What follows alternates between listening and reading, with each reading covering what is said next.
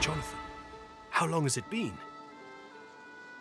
Gareth looks to the limp body at his feet, then to you, sword raised. He isn't quite present, but lost in his own tangled thoughts. I knew I'd see him again. I wish it hadn't been like this.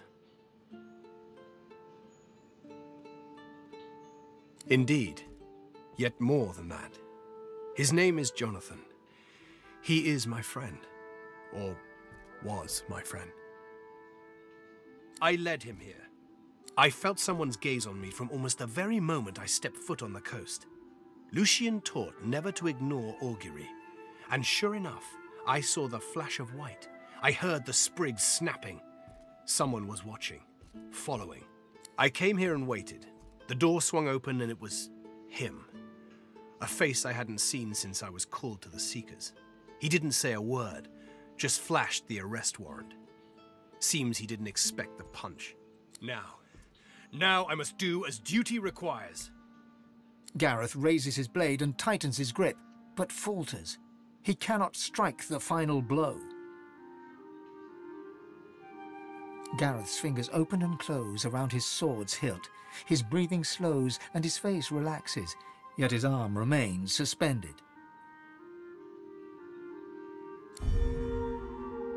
Gareth lowers his arm, but it continues to tremble. Perhaps you are right. Perhaps not. Give me time. Let me think. Whatever may be, Lucian shall guide me.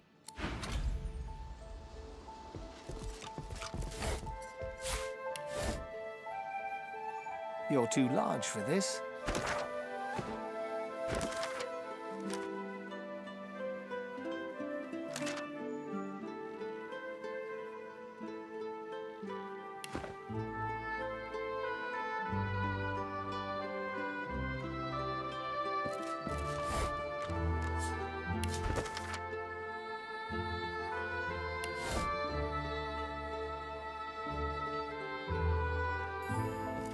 This won't be of any use.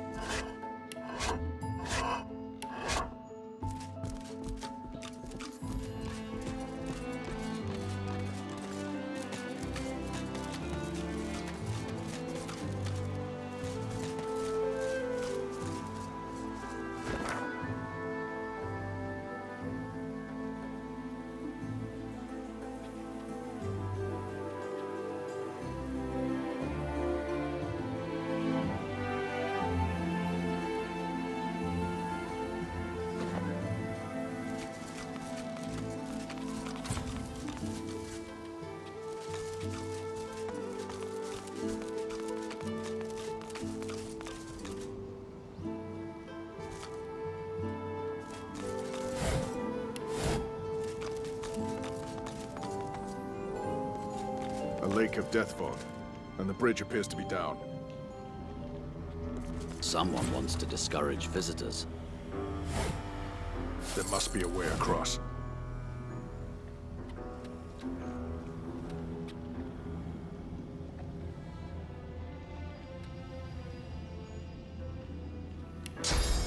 A hidden bridge. Clever. Very clever.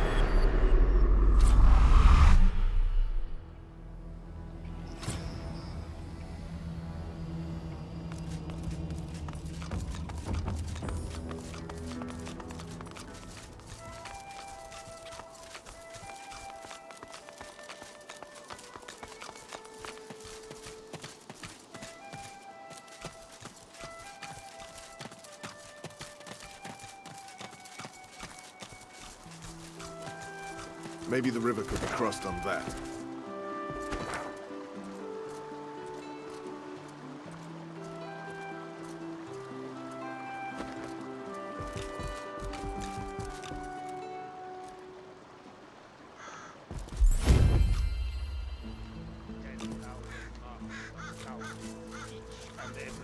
I see a cage, and there's something in it.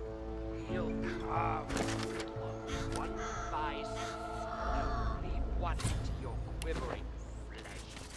He can do what he will, but In the darkness of the woods, you spot a man overlooking a cage that holds creatures crept from a nightmare.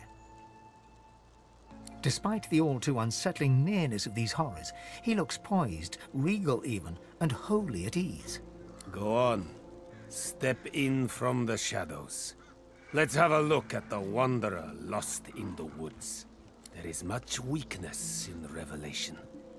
What upper hand you had, you've lost.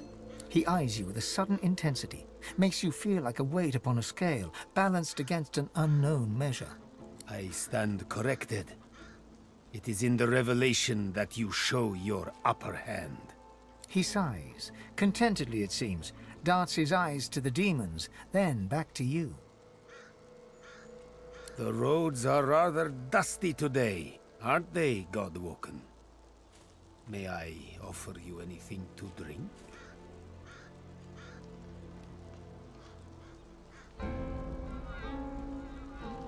Because you look so very thirsty.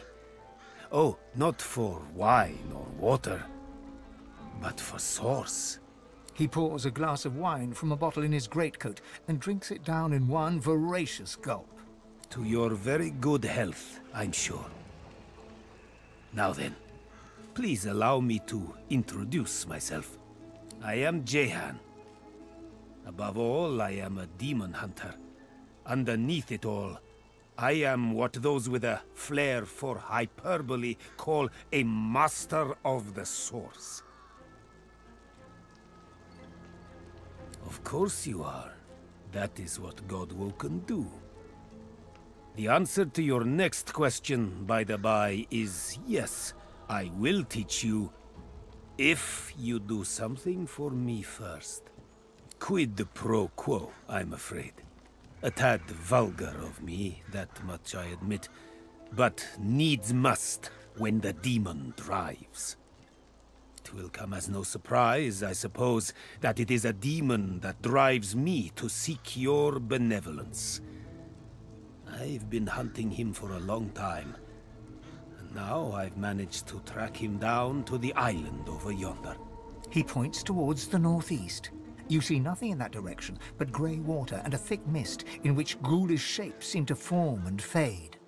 I know it's there. My caged guests have confirmed as much. But to my great frustration, I cannot reach my goal. Death fog surrounds the island, and through death fog even I cannot pass. That is where you come in. Of course, you are but a mortal, for now. But you are Godwoken as well. Surely you have a few tricks up your sleeve. Consider it a test. Kill the demon, and I will be your teacher. Then let me shake your hand and describe your target. The demon's guise, or vessel, one can't be quite certain, is that of a lizard known only as the Advocate. Like all of his ilk, he is kind, he is charming. He will offer you what you desire most at seemingly no cost at all.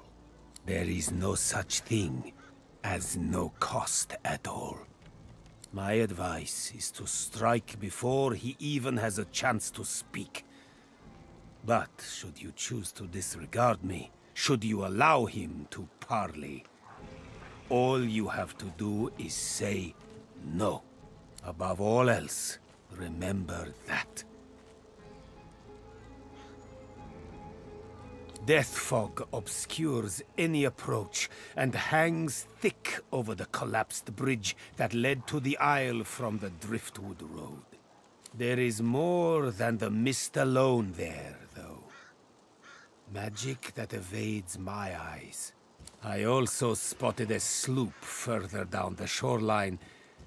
But of course, a quiet afternoon's boating trip will be quite ruined once one hits death fog-shrouded waters.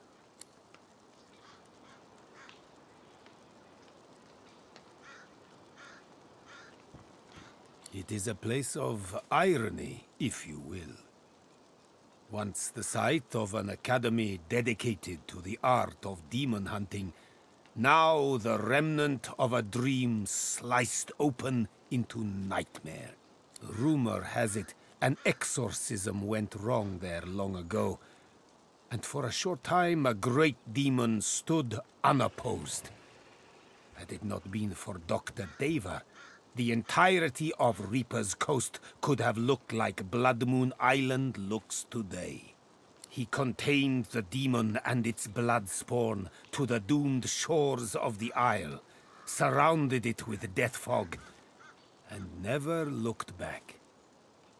I met him once, during a soirée in Arx. Quite the eccentric is Dr. Deva. But then again... He looks you up and down. Aren't we all? He smiles, like one would at a child, asking about the birds and the bees. I know because I've known others like you. Those whose fates are chained, for better or for worse, to that of the gods themselves. I have battled the foe of foes, and conquered it. For a while. I have sat in perfumed gardens with the source herself, drank life from her very lips. I have seen well over 2,000 springs, and will continue to do so until time itself closes its weary eyes. Trust me, I know what you are, and what you can be. May you wander in wisdom,